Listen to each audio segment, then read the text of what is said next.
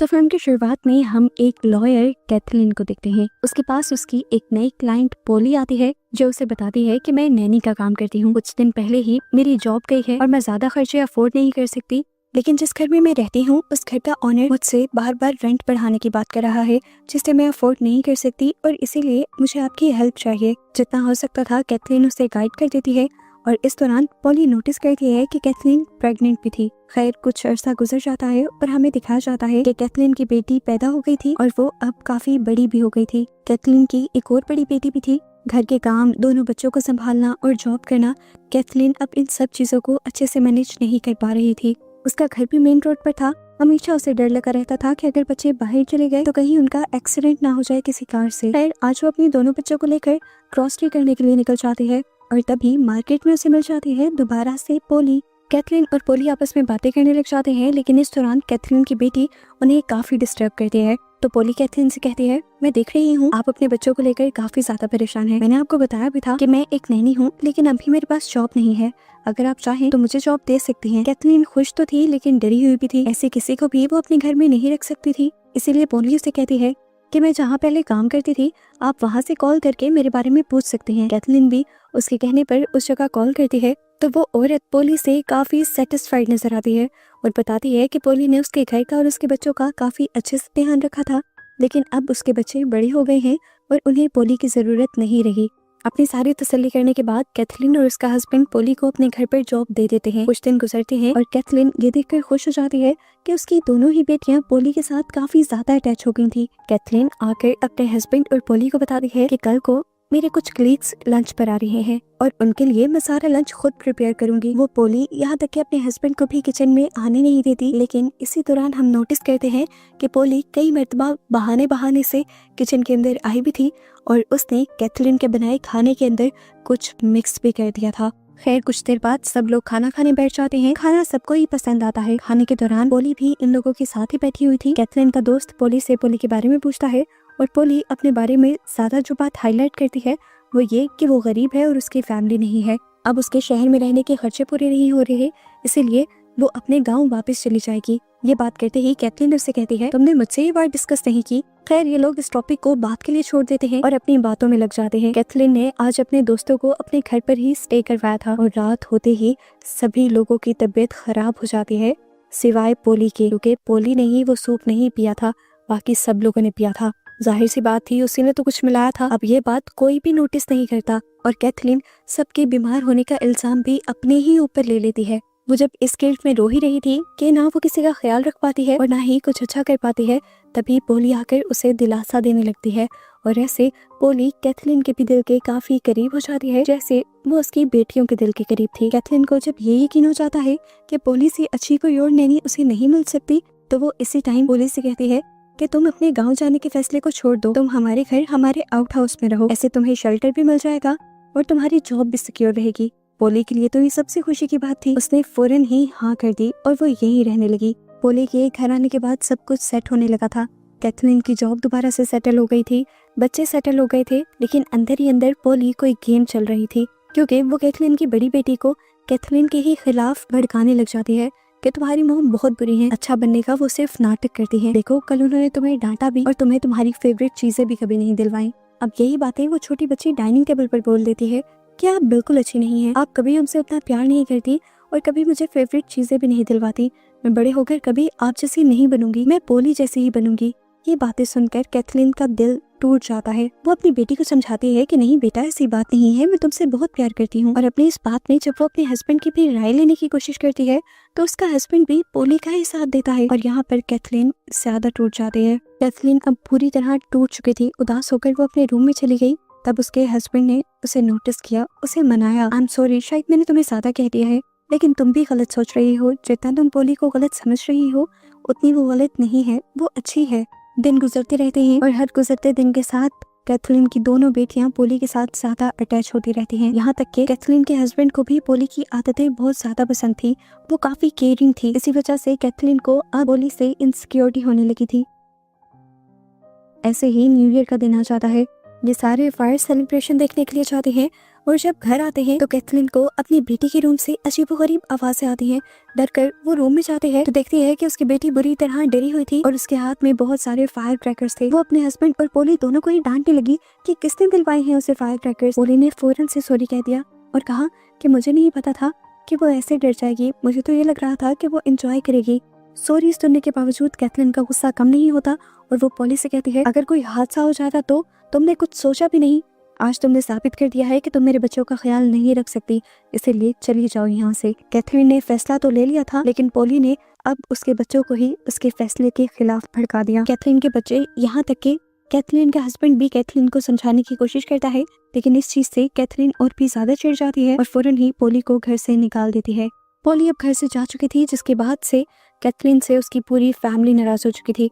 अपनी बेटी को तो वो समझा नहीं सकती थी, लेकिन वो अपने हस्बैंड को समझाने की कोशिश करती है। देखो, पोली वैसी नहीं है जैसा तुम समझ रहे हो, उसके इरादे खतरनाक लगते हैं मुझे और इसीलिए मैंने उसे घर से निकाला है। लेकिन कैथलीन का हस्बैंड तो कुछ सुनने को तैयार ही नहीं था, वो उल्टा कैथलीन से ही नाराज हो जाता है और यहाँ पर कैथलीन ठान लेती है कि वो अपने आप को प्रूफ करके छोड़ेगी कि वो ठीक है। अब क्योंकि कैथलीन एक लॉयर थी, इसलिए उसने पूरा प्लान बनाया और उसी प्लान के तहत वो पोली को उसके घर से लेने चली गई। वो पोली से माफी मांगकर उसे अपने घर वापस ले आती है, जिससे सब दोबारा उससे खुश हो जाते हैं और इसके बाद पोली दोबारा अपने दोस्त को बुला लेती है, जो दरअसल एक डिटेक्टिव है। कैथलीन के कहने पर वो ये मिशन ले लेता है कि वो पोली की सारी इन्फॉर्मेशन निकाल कर रहेगा और ये भी पता चला लेगा कि आखिर वो चाहती क्या है। पोली की गैर मौजूदगी में वो पोली के रूम में जाता है और उसके रूम की तलाशी लेता है और उसे वहाँ कुछ मिल भी जाता है, जिसे वो छुपा कर निकलने ही वाला था, पर पोली ने उसे पकड़ लिया। लेकिन अजीब बात थी, ये पता होने के बावजूद कि इस लड़के ने इसके रूम से कुछ चुराया था, पोली उसे फिर भी जाने देती है। स्टूवर्ट घर आकर उन पेपर्स पर रिसर्च करने लगता है और उसे कोई बहुत ही चौंका देने वाली बात पता चलती है, जिसके बाद वो पोली को कॉल करता है बजाय कैथलीन को कॉल करने के, क्योंकि असल तो कैथलीन ने ही उसे ये काम दिया था। दूसरी तरफ हम देखते हैं कि कैथलीन सारा काम स्टूवर्ट पे छोड़कर नहीं बैठी थी, वो खुद से भी इंफॉर्मेशन कलेक्ट कर रही थी और अब वो उस लेडी के घर जाती है जहाँ से उसने पोली की इंफॉर्मेशन पहली मर्तबा ली थी। उस लेडी के घर जाने पर उसे पता चलता है कि पोली ने उसके साथ बहुत बड़ा झूठ बोला था। पोली ने तो कभी नैनी का काम किया ही नहीं था, वो पहले एक ड्रग एडिक्ट थी। जिस औरत से उसने कैथलीन को कॉल करवाई थी, उसी औरत के रिहैब सेंटर में उसने अपने आप को रिकवर किया था, फिर वो बेहतर होने लगी थी। वो अब अपने लिए कुछ करना चाहती थी, इसीलिए उसने अपनी रिहैब की ऑनर से ही कहा कि आप अगर मेरे लिए एक छोटा सा झूठ बोल देंगी तो मुझे जॉब मिल जाएगी। ये सारी सच्चाई सुनकर कैथलीन पागल होने वाली हो जाती है और उस औरत पे ही भड़क जाती है। आप ये कैसा कर सकती हैं, इतना बड़ा झूठ? क्या आपको पता है आपके इतने बड़े झूठ ने तकरीबन मेरी लाइफ तबाह कर दी है। इतना बड़ा सच सुनने के बाद वो फौरन अपने हस्बैंड के पास जाती है और उसे पोली का ये धोखा बताती है कि उसने हमसे झूठ बोला था, उसने कभी नैनी का काम नहीं किया, यहाँ तक कि उसने रिहैब की ऑनर से भी झूठ बुलवाया है। इतने बड़े धोखे के बावजूद भी कैथलीन का हस्बैंड उसे ही गलत कह रहा था। वो कहता है कि पोली ने इतना बड़ा जुर्म नहीं किया, एक जॉब लेने के लिए उस मासूम ने बस एक छोटा सा झूठ बोला है, इसके अलावा कुछ नहीं। कैथलीन अभी भी अपने हस्बैंड को पोली की साइड लेता देखकर काफी ज्यादा अपसेट हो जाती है। सीन कट होकर दूसरी तरफ दिखाया जाता है कि पोली उस लड़के से मिलने पहुंच चुकी थी। ये लड़का पोली को इस टाइम रेबेका के नाम से बुलाता है और पोली हैरान नहीं होती, क्योंकि उसे पहले ही पता था कि ये लड़का उसके ऊपर सर्च कर रहा है। वो लड़का बताता है, मुझे तुम्हारा नाम ही नहीं पता, बल्कि मैं ये भी जानता हूँ कि तुम उसी शहर से आई हो जहाँ से कैथलीन आई थी। कैथलीन की भी स्टोरी इस लड़के ने ही सर्च की थी। वो बताता है कि कैथलीन का भी असली नाम कैथलीन नहीं है, बल्कि उसका नाम जेनिफर है। कैथलीन ने बचपन में एक पूरा घर जला दिया था, जिस घर में पूरी फैमिली जल गई थी सिवाय एक बच्ची के जिसका नाम था रेबेका, यानी तुम। कैथलीन ने वो सब कुछ करने के बाद पुलिस को ये बताया था कि तुम्हारे डैड उसके साथ ज्यादती करने की कोशिश कर रहे थे, जिसकी वजह से उसने तुम्हारे पूरे घर को चलाया था। उसके बाद वो अपना वो शहर छोड़कर यहाँ पर आ गई थी और अब तुम इसके पीछे आई हो, तो मतलब अपनी फैमिली का बदला लेने आई हो। पोली अब इस लड़के से कहते हैं, अब तो तुम्हें मेरा सारा प्लान पता चल गया है, अब तुम क्या करोगे? वो लड़का कहता है, मैं बस तुम्हें समझाऊंगा, ये कि ज्यादा गुस्सा मत करो, बदले की आग को अपने अंदर से निकाल दो, अपनी भी लाइफ बेहतर बनाओ और उस बेचारी की भी लाइफ खराब ना करो। मैं कैथलीन से भी बात करूंगा, वो तुमसे माफी भी मांगेगी और तुम्हें इतने पैसे भी दे देगी कि तुम्हारी लाइफ सेट हो जाए। इस टाइम तो पोली रोते हुए ऐसा ड्रामा करती है कि जैसे उसने इस लड़की की बात मान ली हो, लेकिन अगले ही पल वो ड्रामा करते हुए उठकर साइड पे जाती है और एक बेसबॉल बैट उठाकर जोर से उस लड़की के सर पर मारकर उसे मार देती है। उसने मर्डर कर दिया था, लेकिन वो फिर भी नहीं घबराई थी। फिलहाल पोली के लिए जरूरी था अपना सच छुपाना, जो उसने छुपा लिया था। लाश को वो अब ठिकाने लगा देती है और घर से सारे ही सबूत मिटा देती है, यहाँ तक कि अपने आने के सबूत भी।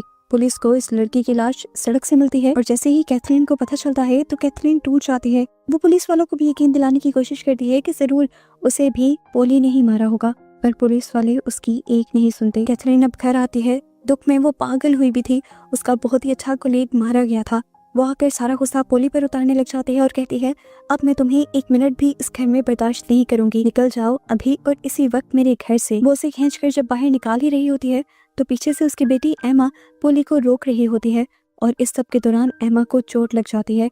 और ये सब देखते हुए कैथरीन के हस्बैंड को लगता है कि कैथरीन पागल हो गई है और वो उसे ही उल्टा थोड़े दिन के लिए फैमिली से दूर कर देता है। कैथरीन आज अपनी बेटे से मिलती है क्योंकि आज उसका मैच था। वो उसके साथ उसे विश भी करने गई थी और यहाँ पर उसकी बेटी उसे बताती है, मॉम आप ऐसे ही पोली को तंग करती रहती हैं, वो बहुत मासूम है। आपको पता है मुझे उसके रूम से क्या मिला? ये पेपर, ये आर्टिकल जिसमें उसकी कहानी लिखी हुई है कि उसकी कोई फैमिली नहीं है, उसकी पूरी फैमिली एक फायर एक्सीडेंट में मारी गई थी। ये कहते हुए वो अपनी मॉम को पोली के रूम से मिला हुआ आर्टिकल दे देती है और खुद मैच के लिए चली जाती है। कैथरीन ने जब ये आर्टिकल पढ़ा तो उसके होश उड़ गए, सारा पास्ट उसकी आंखों के सामने आ गया और वो समझ गई कि पोली उससे बदला लेने के लिए ही आई है। वो फौरन घर भाग जाती है और पोली से माफी मांगने लगती है। यहाँ ग्राउंड में कैथरीन का हस्बैंड उसका वेट कर रहा था, लेकिन जब उसका फोन भी नहीं लगता तो वो समझ जाता है कि जरूर कैथरीन घर ही गई होगी और उसे डर लग जाता है कि वो कहीं पोली को नुकसान ना पहुंचा दे। जबकि यहाँ कैथरीन तो पोली से माफिया मांग रही थी। वो कहती है, मुझे पता चल गया है तुम पोली नहीं बल्कि रेबेका हो और मुझसे बदला लेने के लिए आई हो, लेकिन मेरा यकीन मानो, मेरा उस दिन इरादा तुम्हारी फैमिली को नुकसान पहुंचाना नहीं था।